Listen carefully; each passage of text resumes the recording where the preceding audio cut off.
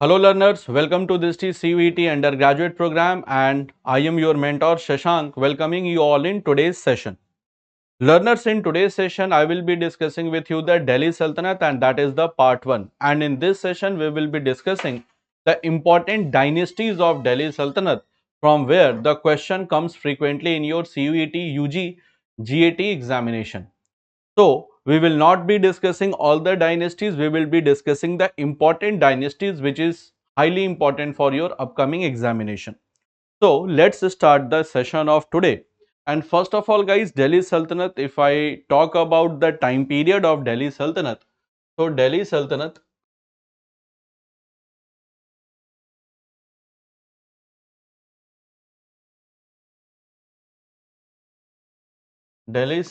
that ruled between 1206 to 1526.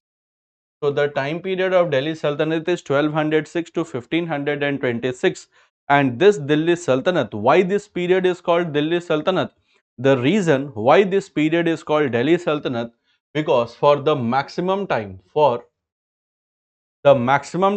capital of the Sultanate, for maximum time,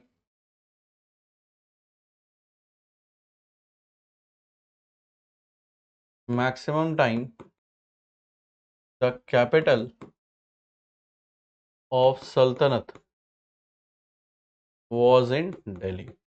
So maximum time the capital of the Sultanate was in Delhi. Therefore, historians termed this period as a Delhi Sultanate. Now, what is the meaning of Sultanate? So Sultanate, it is a Persian word, means empire. So Sultanate guys, it is a Persian word that means empire. So the maximum time the capital of the Sultanate was in Delhi. Later that was shifted to Agra as well. Later it was shifted to Agra as well during the time of Sikandar Lodi, the capital was transferred to Agra. So for the maximum time, the capital was in Delhi. Therefore, historians termed this period as a Delhi Sultanate, and the rulers of Delhi Sultanate, they called themselves Sultan. So the rulers of the Delhi Sultanate, they called themselves Sultan, and Sultan means representative of Khalifa. Representative of Khalifa. So for the name, they were ruling as representative of Khalifa, but practically they were independent rulers. Just for name, they were representatives of Khalifa, but practically the rulers were independent rulers in nature. And who is a Khalifa, guys? So first of all, Khalifa means head. So Khalifa means head, and Khalifa used to be the political and religious head of Islam. So Khalifa used to be the political and religious head of the Islam. They were called Khalifas, and the dynasties that ruled over Delhi Sultanate. So total 5 dynasties that ruled over Delhi Sultanate, that is their timing. So Mamluk, Khilji, Tughlaq, Sayyid and Lodhis. These were the 5 dynasties that ruled from Delhi Sultanate. Mamluk, they ruled from 1206 to 1290, Khilji 1290 to 1320, Tughlaq 1320 to 1414, Sayyid 1414 to 1451, and finally that was Lodhis who ruled from 1451 to 1526. Now guys, if you will see the maximum ruling dynasty of Delhi Sultanate, so which dynasty ruled maximum? So that was Tughlaq dynasty. So Tughlaq dynasty ruled for maximum. So it was maximum time ruling dynasty of Delhi Sultanate. So it is said that they ruled for almost 94 years. So approximately for a period of 94 years they ruled in Delhi Sultanate, and the shortest ruling dynasty, that was Khilji. So shortest ruling dynasty, that was Khilji, and the Khilji, they ruled from almost 30 years. So shortest ruling dynasty of Delhi Sultanate, that was Khilji.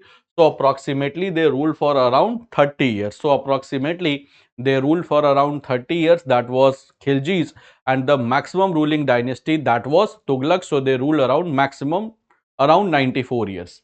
Now guys, out of this 5 dynasty, first 4 dynasties, they were Afghan, they were of Turkish origin. So out of five dynasties, the first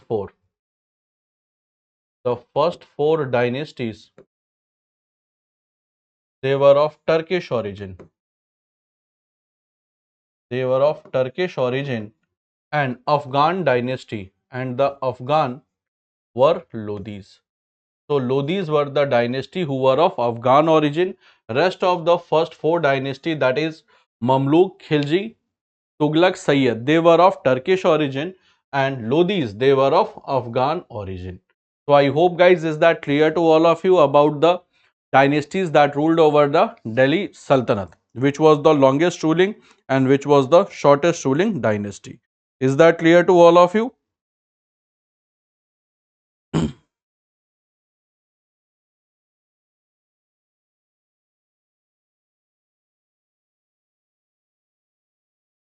Is that clear to all of you guys?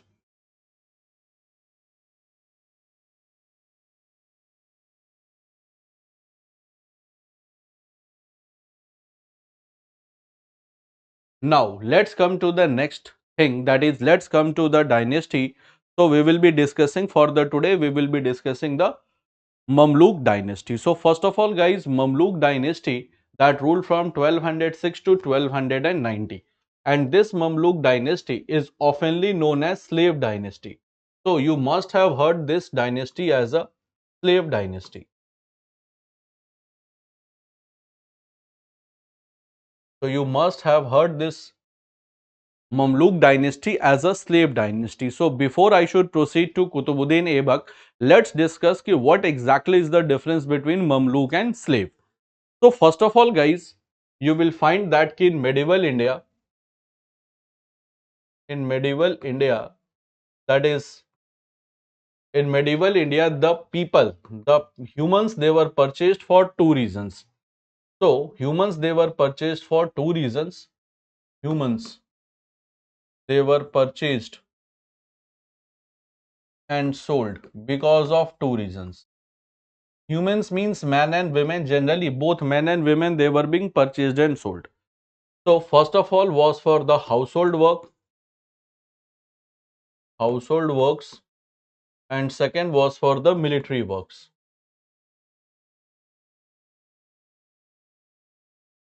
So for household work, they were called gulam. So the slaves which were purchased for the household work, they were called gulam. And the slaves who were purchased for military work, they were called mamluk. So guys, first of all, the Mamluks were those slaves who were purchased for military purpose. So Mamluks were the slaves.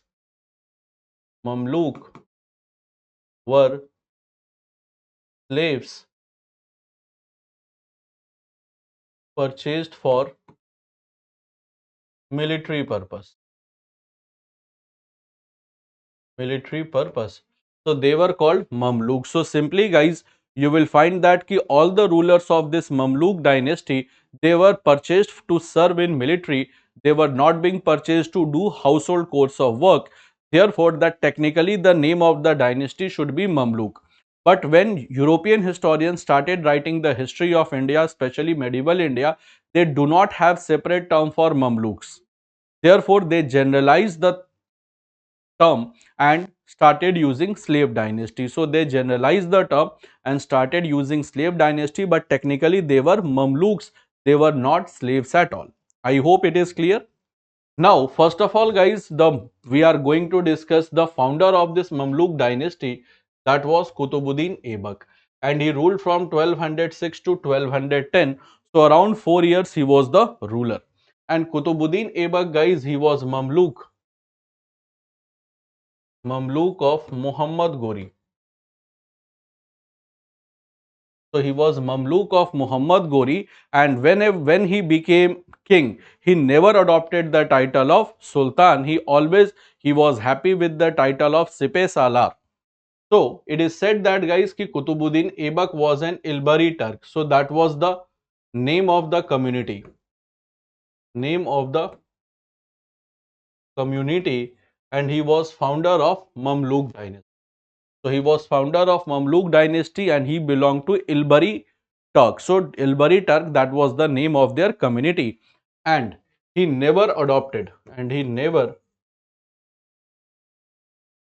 the title of Sultan. So he always adopted the title of Sipah Salar. So he was happy with the title of Amir and Sipah Salar, and Sipah Salar means army commander. He never adopted the title of Sultan. Why he never adopted the title of Sultan? Just to show the gratitude towards Shahabuddin Muhammad Ghori, who was his master. So he said that the real Sultan is Muhammad Ghori and I am Sipah Salar. So he was happy with the title of Sipah Salar. He never adopted the title of Sultan. Other than this, guys, he declared his capital Lahore. So he declared the capital of Mamluk dynasty in Lahore because it is said that, guys, he was fearful from Tajuddin Yaldauz. So Tajuddin Yaldauz was one of the Mamluks of Muhammad Ghori and he was ruling in the area of Ghor, that is around Afghanistan. And he was a very powerful Mamluk, and Qutbuddin Aibak has fear from Tajuddin Yaldauz कि at any point of time he can attack on him. So in order to defend his kingdom, he kept the capital in Lahore. So in order to defend the kingdom from the attack of Tajuddin Yaldauz, he kept the capital in Lahore. And because of his generous behavior, he was known as Lakh Baksh. So because of his generous behavior, he was known as Lakh Baksh. Lakh Baksh means giver of lakhs. That means लाखों का देने वाला. And he used to recite the Quranic verses in a very sweet voice. So he used to recite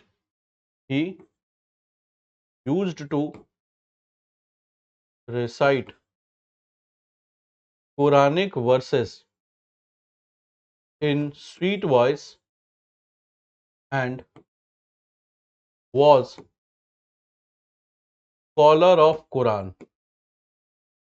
And he was scholar of Quran. Therefore, he was also known as Quran 𝗲.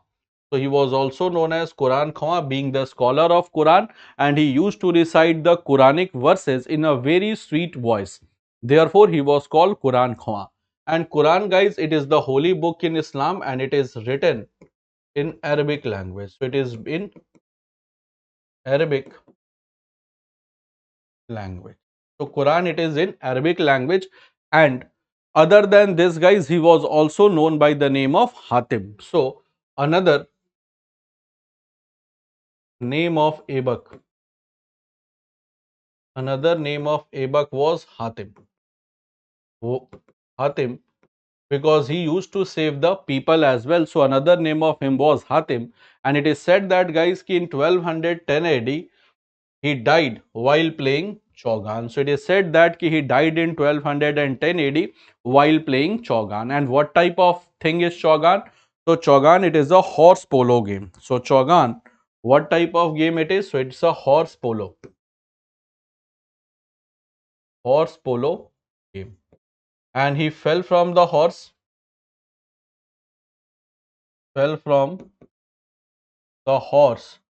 and suffered head injury.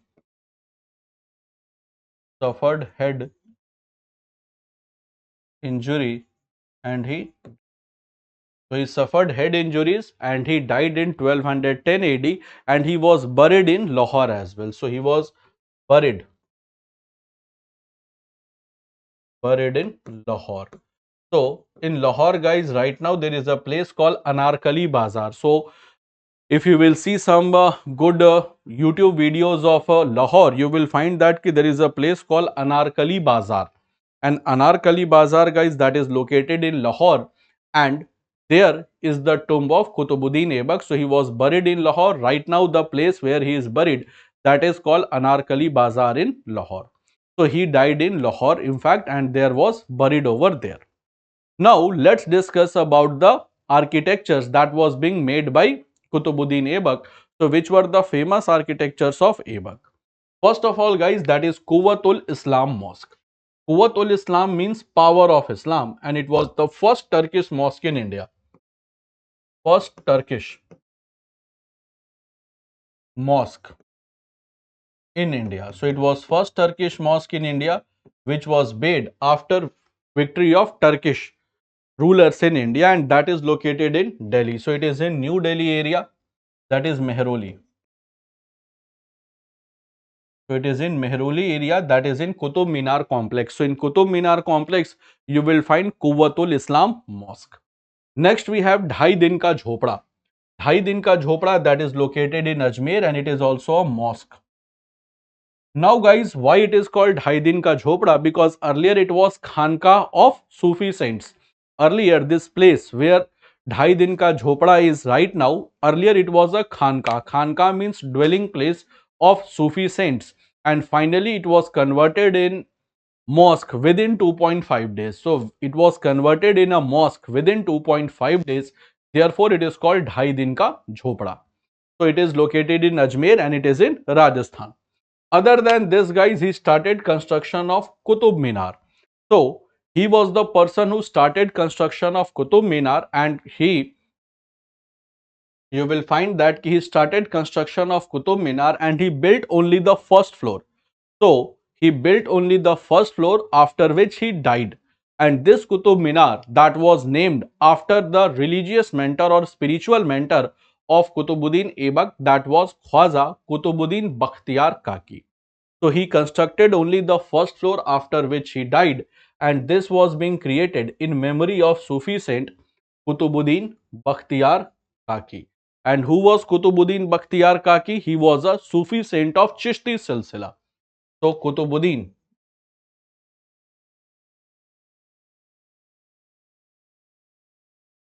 Bakhtiyar Kaki was a Sufi saint of Chishti Silsila. Silsila means group, and you will find that Chishti Silsila, and his tomb, it is in Delhi. So his tomb, it is in Delhi. So his tomb, it is in Delhi. So it's in Mehroli area, and you will find that, guys, he was a Sufi saint and spiritual mentor of Qutubuddin Aibak.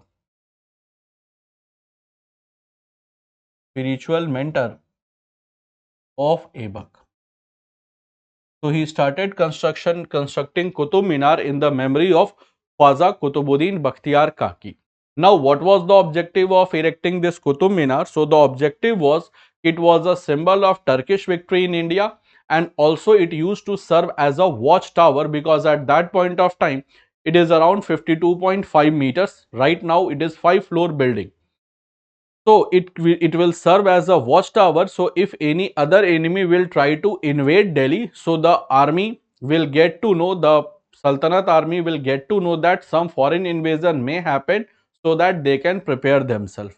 So it was just like a victory symbol. It was like a victory symbol, and also it used to serve as a watchtower to keep an eye on Delhi. So I hope it is clear to all of you guys that about Qutubuddin Aibak. And after the death of Aibak, his son Aram Shah became the ruler. But Aram Shah, guys, he was not a competent ruler. So what happened? He was being assassinated by Iltutmish.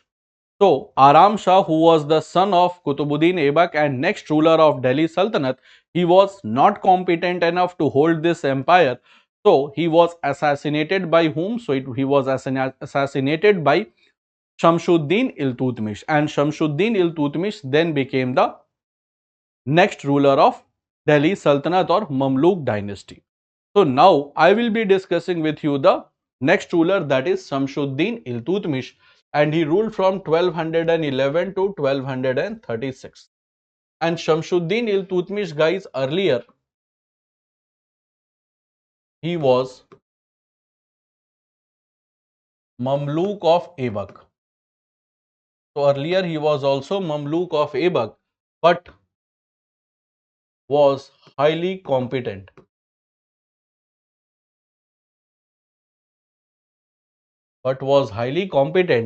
And Aibak married his daughter to Iltutmish, and Aibak married his daughter to him. Aibak married his daughter with him. So it is said that guys he was highly competent and ruler, and Aibak married his daughter to him. So finally he was married to daughter of Aibak. Therefore earlier he was Mamluk. Earlier he was Mamluk and later he became son-in-law. And it was a very common practice that was in medieval India. If the Mamluk is highly capable, so what the master used to do? The master used to make him son-in-law. So he used to marry his daughter with him, and eventually that person becomes son-in-law. So same thing was did with Iltutmish also, highly competent ruler personality. So Aibak married his daughter to him, so he later became son-in-law. Now guys, he is called the real founder of Mamluk dynasty because he started expanding his empire. So started expanding Delhi Sultanate. And he changed the capital from Lahore to Delhi. So he shifted the capital from Lahore to Delhi. Now guys, how he shifted the capital from Lahore to Delhi, whether the threat of Tajuddin Yaldauz ended. So yes, actually guys, it is said that in 1216 AD, when after the death of Kutubuddin Aibak, what happened ki third battle of Tarain was fought. So we always know three battles of Panipat. We have three battles of Tarain. Tarain, it is a place in Haryana. Right now it is in Karnal district. Now it is called Tarawadi. Earlier it was called Tarain. So in 1191, 1192 and 1216 there are three battles of Tarain as well. So first two battles that was fought between Prithviraj Chauhan versus Muhammad Ghori, but the third battle of Tarain that was fought between 1216 AD, that was the battle between Iltutmish versus Yaldauz. So third battle of Tarain it is in Haryana. Haryana it is in Karnal district. Karnal district. So that was fought between Iltutmish and Yaldauz. And in this battle, guys, what happened? Iltutmish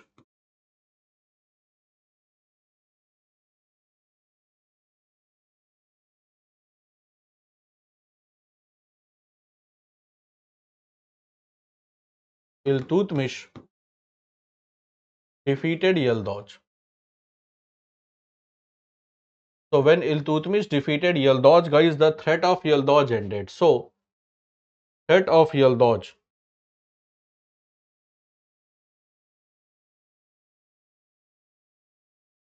Threat of Yaldauz ended, and you will find that once the threat of Yaldauz ended, then he shifted the capital from Lahore to Delhi. So once the threat of Yaldauz ended, then he shifted the capital from Lahore to Delhi. Other than this, guys, in 1221, he avoided the attack of Mongol ruler Chengiz Khan. So he avoided the attack of Mongol ruler Chengiz Khan in India. And why Chengiz came to India? First of all, there is a very small story that you should know so that you can correlate the event. Chengiz, guys, he was the ruler of Mongolia, and there was a very small kingdom near Mongolia, and the name of that kingdom was Khwarizm. Khwarizm was the name of a kingdom that was near Mongolia, and the ruler of Khwarizm was Jalaluddin Mangabarni. The ruler of Khwarizm was Jalaluddin Mangabarni. So Jalaluddin Mangabarni was the ruler. Now guys, what happened? When there was war between when there was war between Jalaluddin Mangabarni and Chengiz Khan, what happened guys? Ki Chengiz Khan defeated Jalaluddin Mangabarni, and when Jalaluddin Mangabarni saw that he is getting defeated, he fled from the battlefield. Now Chengiz Khan started chasing him. And in the course of chasing Jalaluddin Mangabarni, he came up to river Indus, and then he sent a message to Iltutmish, because after river Indus the area of Iltutmish used to start. So he sent a message to Iltutmish that he wanted exile in his kingdom because he is being chased by Changiz Khan. Now, when this news was heard by Iltutmish ki Jalaluddin Mangbarni wishes to take exile because he is being chased by Changiz Khan. So what happened? Ki Iltutmish politely declined. So Iltutmish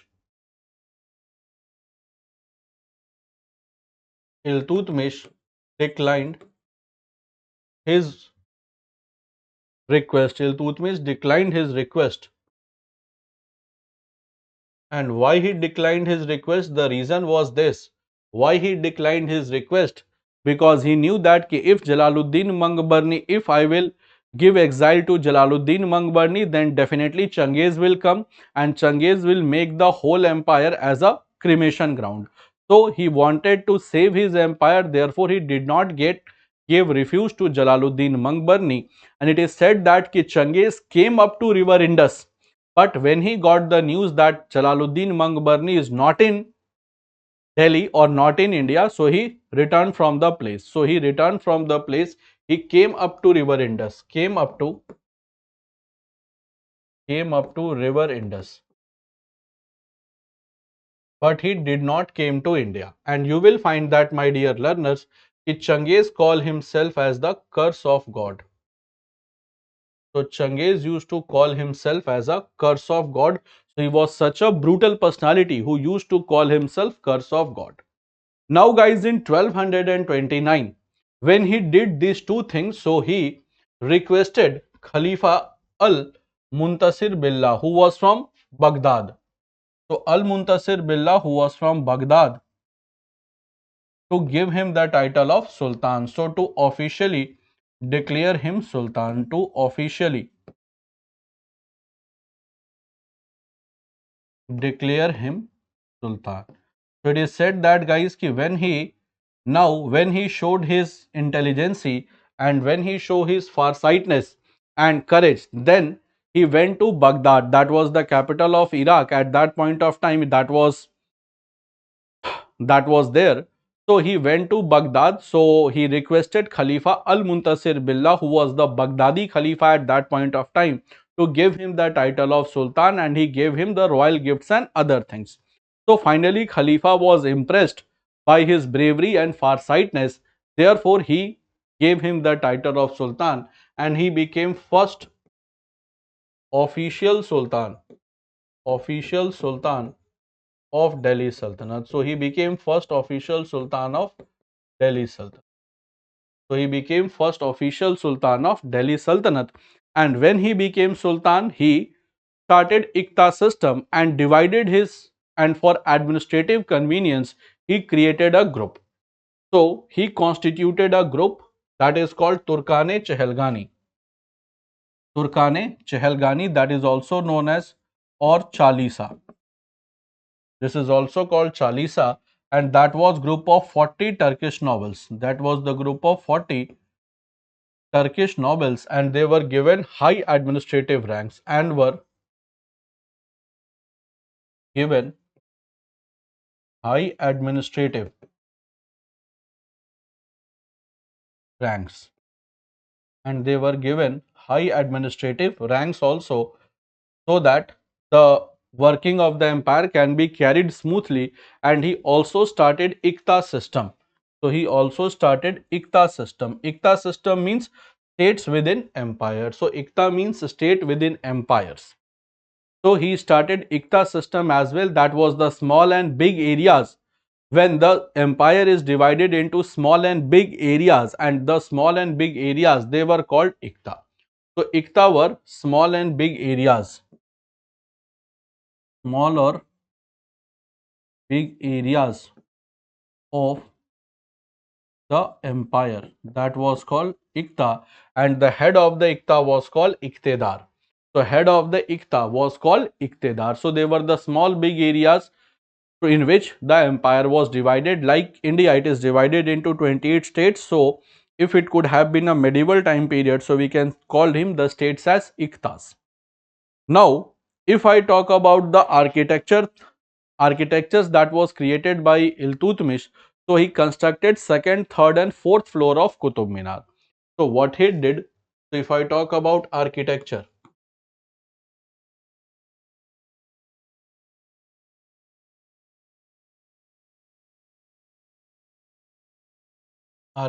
so he constructed second, third and fourth floor of Qutub Minar.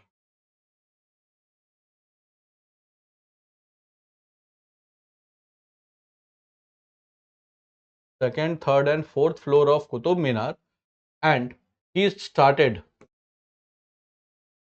new coinage system, and the new coinage system that was called Tanka and Jeetal. So the new coinage system was Tanka and Jeetal. Tanka was made up of silver and copper, and Jeetal was made up of copper. And one Tanka was equal to 48 Jeetal. So one Tanka was equal to 48 Jeetal. So this Tanka and Jeetal, that was also started by Shamsuddin Iltutmish, and one Tanka was equal to 48 Jeetal. So is that clear to all of you guys? Okay. Now see what happened after Iltutmish. So Iltutmish, no doubt he was a very competent ruler, very capable ruler. But after the death of Iltutmish, and he also did some new things which were very acceptable, which were highly acceptable, and that was being carried by other rulers as well. And since Iltutmish was Mamluk and his master, that was Qutbuddin, was also Mamluk, therefore he is also known as slave of slave. So historians call him as a slave of slave. So historians call him as a slave of slave. Gulam ka gulam, that is in Hindi called Gulam ka gulam. Why he is called slave of slave? Because his master, who was Aibak, he was also, so his master Aibak was also a slave. Therefore, historians call him as slave of slave. Is that clear to all? Why historians call him slave of slave? Because his master was also slave. Now guys, see what happened. So after death of Iltutmish, you will find that his son Ruknuddin Firoz became the ruler. So after death of Iltutmish, Ruknuddin Firoz became the ruler, but Ruknuddin Firoz was not a competent ruler at all, and the real power that was in the hand of his mother Shah Turkan. So after this, Ruknuddin Firoz became ruler, but the real power was not in the hand of Ruknuddin Firoz, that was being headed by Shah Turkan. Shah Turkan was mother of Ruknuddin Firoz. So he was behaving like a puppet ruler. Therefore, Razia Sultan, she was daughter of Iltutmish. Then she requested the people of Delhi Sultan, requested the people of Delhi, whether you want a puppet ruler or you want a strong personality to rule the kingdom so that your kingdom remain safe. So then the people, they went with Razia, and finally Razia, what she did, so she removed Ruknuddin Firoz from the throne of Delhi Sultanate, and then she became the ruler. So now guys, after Iltutmish, for a brief time period, you will find that Ruknuddin Firoz became the ruler, and Ruknuddin Firoz was uprooted by Razia Sultan with the help of the people of Delhi. So that was a mass uprising against Ruknuddin Firoz, and then Razia became the ruler. So now guys, I will be discussing with you Razia Sultan. So earlier she was called Razia Begum, but when she became king, she was called Razia Sultan, and she ruled for almost 3 years. So almost for a period of 3 years, that is from 1236 until 1240, she died. So almost you can say for a period up to 4 years. And earlier she was she was known as Razia Begum. Earlier she was known as Razia Begum, but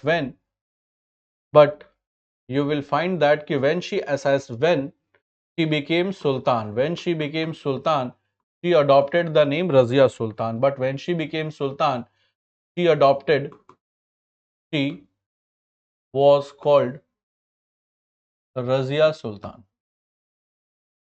So she was called Razia Sultan, but when she became Sultan, she called herself as Razia Sultan.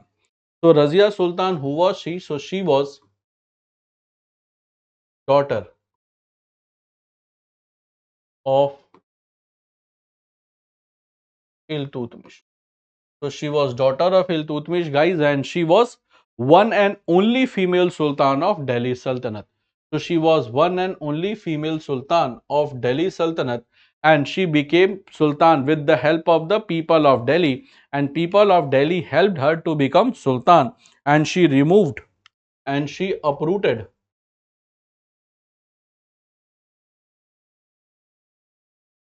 Ruknuddin Firoz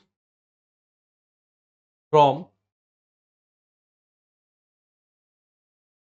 throne of Delhi Sultanate. So she uprooted Ruknuddin Firoz from throne of Delhi Sultanate, and then she became the ruler. Now guys, when she became the ruler, so most important problem that was there with Razia, that was being her female. So at that point of time, guys, the society was male dominated and ruler became female, and the ruler was female. So what happened, guys, ki the ministers, especially the Turkish ministers of Razia, they started neglecting her order. So what happened, ki the Turkish ministers,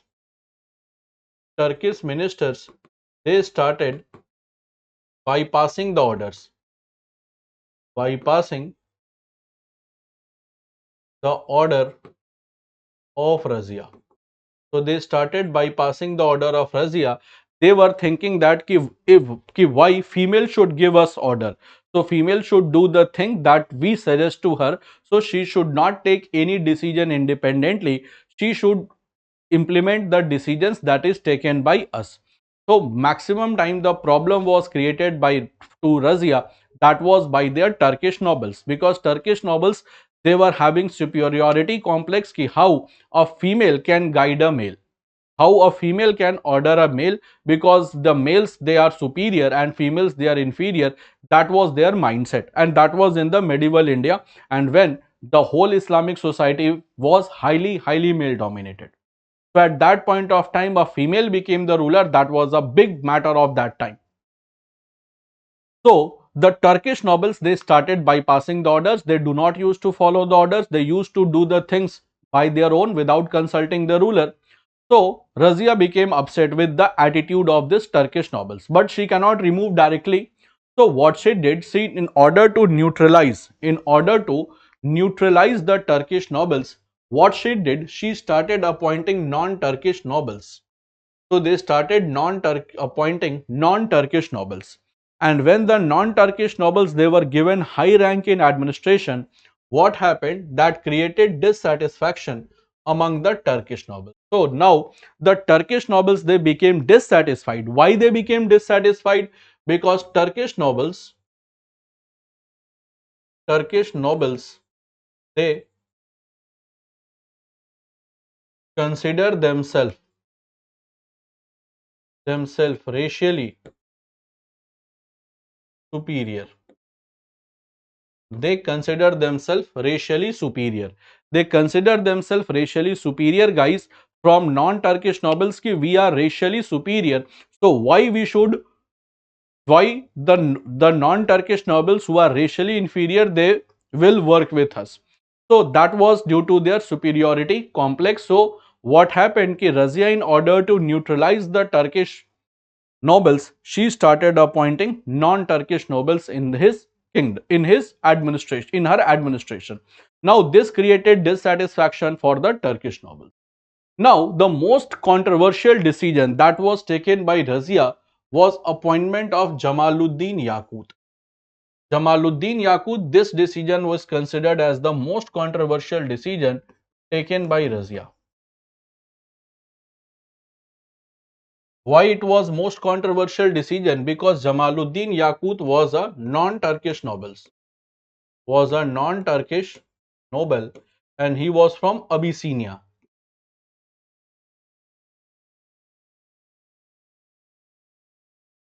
Abyssinia, that is called Ethiopia. This is called Ethiopia. This is called Ethiopia. Right now it is called Ethiopia. So at that point of time, the non-Turkish noble was Jamaluddin Yaqut, and he was given a very high rank, that was Amir-e Akhur. Amir-e Akhur means head of royal stable. Head of royal stable. So he was given the rank of head of royal stable, and he was very close to Razia. And he was very close to Razia. Now guys, this created high level of dissatisfaction among the Turkish noble, because this Amir Akhur used to be a very high rank, and that was given to a non-Turkish person. Now the Turkish nobles, they became highly dissatisfied, and they decided that they will revolt against Razia. Now what happened guys, ki the Turkish noble chose their leader. The Turkish nobles chose their leader. Turkish nobles, they chose their leader, and that leader was chose their leader and that leader was who? So that leader was Altunia. Altunia was Iqtidar of Tabarhind. He was Iqtidar of Tabarhind, that is Bhatinda. So he was Iqtidar of Tabarhind, that is called Bhatinda. And when he became Iqtidar of Bhatinda, what happened, my dear learners? Altunia, he revolted against Razia. So Altunia, what happened? He revolted against Razia. Now, when Razia heard the news that Altunia has revolted against him, so it is said that he took his army. He took his army. He took his he or in fact she took his army with Altunia and finally went to suppress the revolt. Now guys, when the war started between Altunia and Razia, Altunia defeated Razia and arrested her. So what happened guys, ki when Altunia revolted against Razia, Razia fought with Altunia but was defeated and was arrested and put in jail and put in prison. So you will find that ki Razia was imprisoned by Altunia. Now Razia got defeated and was imprisoned by Altunia, and Yaqut was killed, and Jamaluddin Yaqut was killed. Now guys, when Razia was arrested by Altunia and she was being imprisoned, you will find that ki Razia took a diplomatic step. And at that point of time Razia was unmarried, so she gave proposal to Altunia to marry her. And Altunia thought ki if I will marry Razia, then definitely I will become Sultan. So finally Altunia accepted the proposal and married Razia. Now Razia convinced Altunia that ki now you are Sultan, you are my husband, so technically you are also Sultan. So what you should do, you should suppress those nobles who are against us. So Altunia said ki okay, it's good. So Altunia with Razia took their army and went to Delhi. Why? To suppress those Turkish nobles who are against them. Now Turkish nobles, when they got this news, they united themselves and created an army. And when the war was fought, so it is said that ki Altunia and Razia got defeated. And Altunia and Razia, when they got defeated and when they were coming back to the place Tabarhind, in the way they were killed in Cathal. So it is said that guys in 1240 AD, when Altunia and Razia got defeated by the nobles, they were returning to Tabarhind, and in 1240 Razia and 𝗖𝗨𝗘𝗧 were killed in Cathal. Razia and 𝗖𝗨𝗘𝗧, they were killed in Cathal. Cathal, guys, it is in Haryana.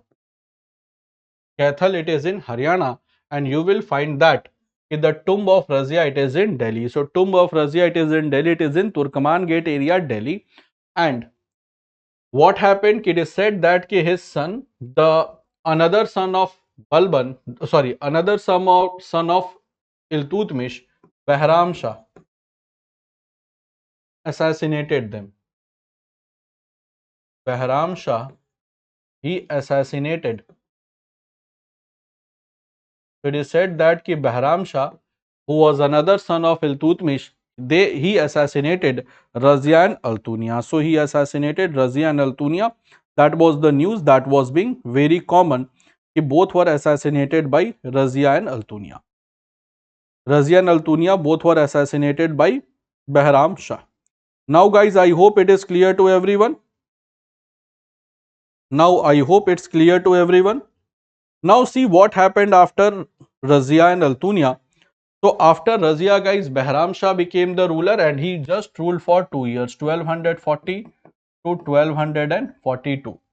Then you will find Masood Shah became the ruler.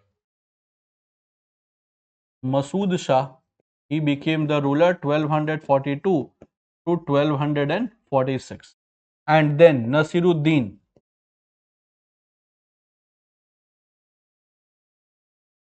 Mahmud became the ruler and he ruled from 1246 to 1266. 1246 to 1266, he became the ruler. So after death of Razia, three persons they became Sultan one by one, and all of these three, whether Bahram Shah, Masood Shah or Nasiruddin Mahmud, they were all puppets in the hand of 𝗕𝗀𝗃𝗃. So they were all puppets in hand of 𝗕𝗃𝗃𝗃. I hope it is clear that they were all puppets in hand of 𝗕𝗃𝗃𝗃. Now, guys, after Nasiruddin Mahmud, who was highly religious personality and he used to devote maximum of his time in namaz and other religious activity. So whatever the work of administration was being did, that was being did by Balban. So whatever the administration was being carried out, that was being carried through Balban. And Balban was very clever. He married his daughter to Nasiruddin Mahmud. So technically he became father-in-law, and on father-in-law the faith of Nasiruddin Mahmud was more. So after death of Nasiruddin Mahmud, then Balban became the ruler. So then Balban became the ruler and he was the ruler from 1266 to 1286. So from 1266 to 1286, he became the ruler and real name was Bahauddin. His real name was Bahauddin and he was given the title of Ulugh Khan, given title of Ulugh Khan by whom? He was given title of Ulugh Khan by Nasiruddin Mahmud. So he was given the title of Ulugh Khan by Nasiruddin Mahmud. So he was given the title of Ulugh Khan by Nasiruddin Mahmud, who was his son-in-law. And actually, guys, Balban, he was Mamluk of Iltutmish. He was Mamluk of Iltutmish, but he never accepted him as Mamluk. So he never accepted himself as Mamluk. He always associated himself with royal dynasty of 𝗲𝗪𝗃. So he never accepted that he was Mamluk, never accepted the status of Mamluk,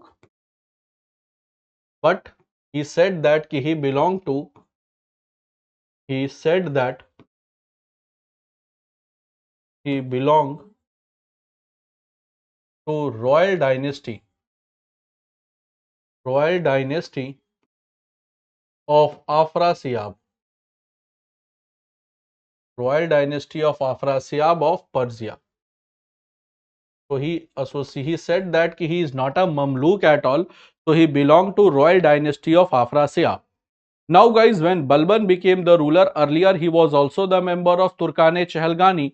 So he knew that the problem before Sultan is always created by Turkane-Chehelgani. So Turkane-Chehelgani, once they become very powerful, they will create the problems for Sultan. So when he became Sultan, first of all, he dismantled Turkane-Chehelgani. Dismantle means ended. Ended Turkane-Chehelgani because he knew that they means Turkane-Chehelgani create problems for Sultan. So they were the one who always create problem for Sultan. So he ended Turkane-Chehelgani and he proposed royal theory of kingship and he proposed royal theory of kingship, or you can say divine theory of kingship. He proposed divine theory of kingship. And according to this divine theory of kingship, the king is the representative of God. So he said that king is representative of God on earth. And the power to rule that was given to the Sultan is given by God itself. So he proposed divine theory of kingship and he said that king is a representative of God on earth. Therefore, in order to justify this, he adopted the title of 𝗕elle-इ-ilahi, that means called shadow of God, and 𝗕ecie-cie-𝗸𝘀𝗀, that means deputy of God. 𝗕elle-इ-ilahi and 𝗕cie-cie-𝗸𝘀𝗀. And when he adopted the title 𝗕elle-इ-ilahi 𝗕cie-cie-𝗸𝘀𝗀𝗀, so he started sajda and pabos. So he said that you should do sajda and pabos before me. So he started telling the nobles that you should do sajda and pabos before me because I am 𝗕elle-इ-ilahi and 𝗕cie-cie-𝗸𝘀𝗀𝗀. Now what is the meaning of sajda? Sajda means to bow before the king. To bow before Sultan. And pabos means to kiss the feet of Sultan. To kiss the feet of Sultan. And in order to justify that he belonged to royal dynasty of Afrasiab, he started celebrating Navroz. Navroz is Persian New Year. So he started celebrating Navroz, that was called Persian New Year. And why he started celebrating Navroz? Just to justify that he belonged to royal dynasty of Afrasiab. So whatever the royal practices was being carried in Persia, he simply followed those practices so that he can justify that he is not a common man, he is not a Mamluk at all earlier. He belonged to royal dynasty of Afrasiab. So when he again became the ruler, so he started all the practices that was being followed in Iran. And since he was since Balban knew that once but since Balban knew that if you are not very strong, you cannot hold the kingdom. So if you are not very strong, you cannot hold the kingdom. So he adopted the policy of blood and iron. So he adopted the policy of blood and iron. Blood and iron policy. Blood and iron policy means to act mercilessly. To act mercilessly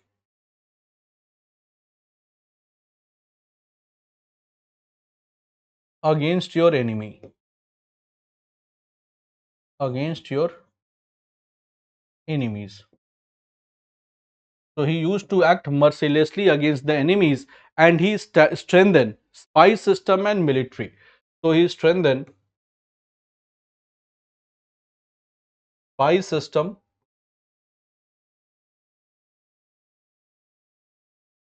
and military. And he created a special military department. And he created special military department called Diwane-Aris. Called Diwane So he started a special separate military department called Diwane-Ariz. And Diwari-Ariz was a military department, and he also strengthened spy system because he wanted to know, since he was also a very strong ruler, he wanted to know that any person, any minister should not conspire against him. So any person or any minister should not conspire against him. So what he did, so he strengthened spy system.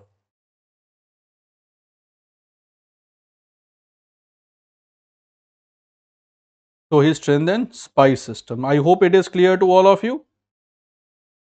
So he strengthened spy system to get the news about the activities of the nobles and other one. To get the news, to get the news about activities of enemies and nobles. Because sometimes the noble also strengthen themselves and they used to revolt against the Sultan. So you will find that he strengthened the spy system as well.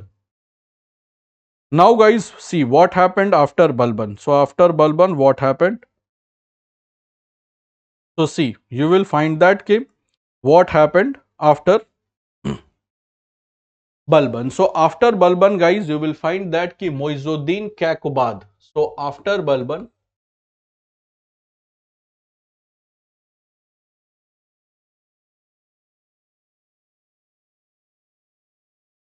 Muizuddin